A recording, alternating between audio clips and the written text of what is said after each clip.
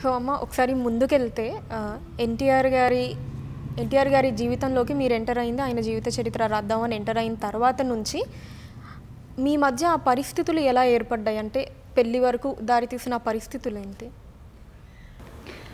పరిస్థితులు ఏముంది, ఆటోమేటిక్గా ఆయన కష్టాల్లో ఉన్నారు, నేను కష్టాల్లో ఉన్నాము. చాలా కష్టాల్లో ఉన్నాను నేను. కానీ ఆయన అంత కష్టంలో ఉన్నారని నాకు తెలియదు అప్పటి వరకు. నేను కష్టాల్లో ఉన్నాను, ఆయనకి తెలియదు. ఒక రైటర్గా నేను వస్తా పోతున్నాను.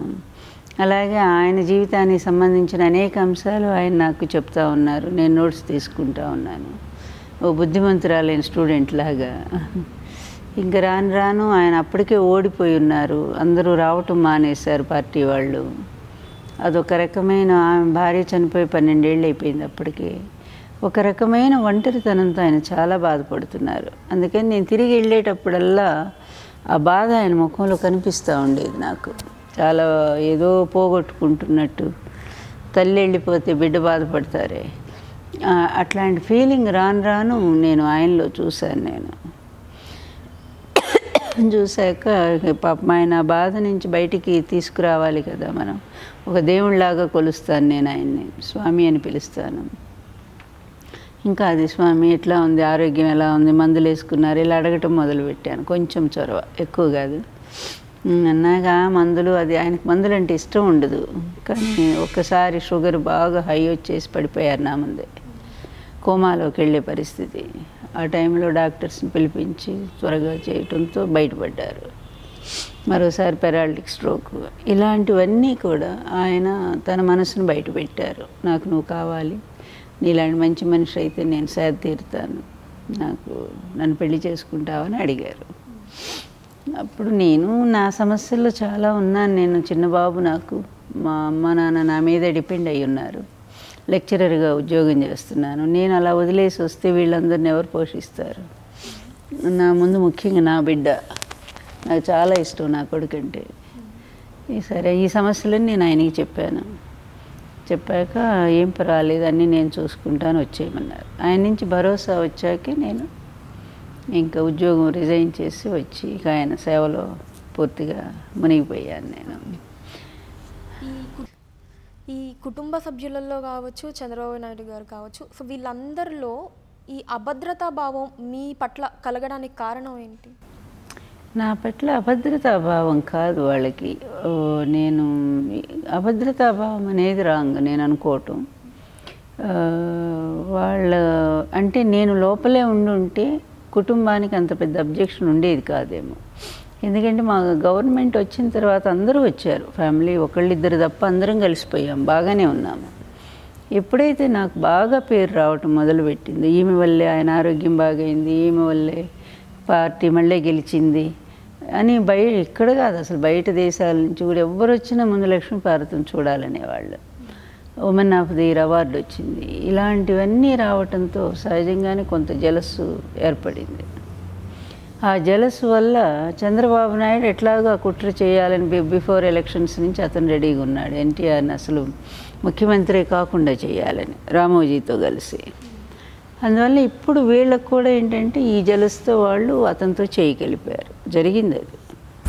అందువల్ల ఇందులో పెద్ద ద్రోహం అనేది కుటుంబ సభ్యులు నేను అనలేను, నిందించలేను. సహజంగా అది ఎవరికైనా ఉంటుంది ఆ బాధ అనేది.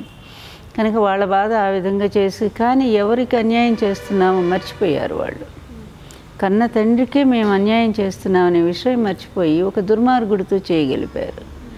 చివరికి ఏమైంది, మీరందరూ బయటకు వచ్చేసారు కదా. పురంధరేశ్వరి ఏమైంది, వెంకటేశ్వరరావు ఏమయ్యాడు, తర్వాత హరికృష్ణ ఏమయ్యాడు, అందరినీ బయటికి పంపేశాడు ఆయన.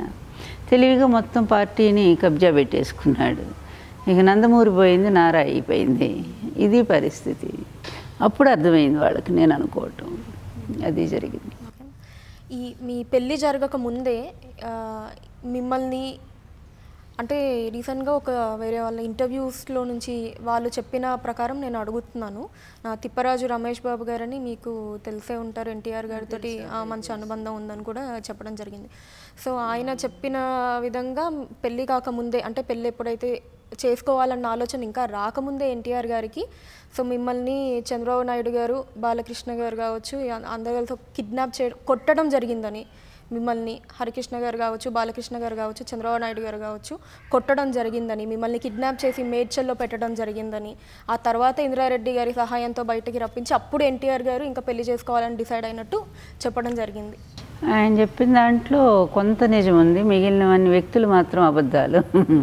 ఆయనకంత ఇది లేనట్టుంది. దాంట్లో కిడ్నాప్ జరిగింది, కానీ మరి దాని వెనక ఎవరున్నారనేది ఇప్పటివరకు బయటికి రాలేదు. కొడుకులు ఉన్నారా, అల్లుళ్ళు ఉన్నారా, లేక వేరే పార్టీ అభిమానులు ఉన్నారా అనేది అస్సలు బయటికి రాలే. అందువల్ల బయటికి రాని పేర్లు నేను చెప్పలేదు, ఎప్పుడు నేను చెప్పలేదు ఆ మాట. కిడ్నాప్ జరిగింది, వాళ్ళు కూడా మర్యాదగానే వెళ్ళిపోమన్నారు. ఆయన వెళ్ళిపోమంటే నేను వెళ్ళిపోతానని చెప్పాను. తర్వాత ఆయన అయితే మా ఆయన పాప నీళ్లు అన్నం కూడా తినకుండా ఉన్న లక్ష్మి కనపడితేనే నేను తీసుకుంటాను ఆహారం అని చెప్పి అంటంలో మళ్ళీ నన్ను వదిలిపెట్టారు. సరే, ఇలాంటి చాలా ఎదుర్కొన్నాం. అవమానాలు అయితే బోలెడు ఎదుర్కొన్నాము అన్ని రకాలుగా. ఎన్ని ఎదుర్కొన్నా కూడా మా ప్రేమ గట్టిది, మా అనుబంధం గొప్పది. అందువల్ల మా దాంపత్యం ఆదర్శం. మా ఇద్దరి చెప్పడానికే వీల్లేదు అసలు అవగాహన మా ఇద్దరి మధ్య. అలాగే లక్ష్మీపార్వతి గారు, మనం ఎలాగో ఈ టాపిక్ ఈ కొట్టడాలు ఇవి వచ్చింది కాబట్టి ట్రైలర్లో కూడా చూపించడం జరిగింది. ఒక ఆడావిడ మీ మీద చేయి చేసుకోవడం కావచ్చు, వాడకూడని పదజాలంతో తిట్టడాలు కావచ్చు. సో ఏంటి ఇలాంటివి, అంటే వాళ్ళు కూతుల్లా కోడల్లా చెప్పను నేను, ఎందుకంటే ఆర్జీ గారి సస్పెన్స్ని కాపాడదాం. చూస్తున్న ప్రేక్షకులందరికీ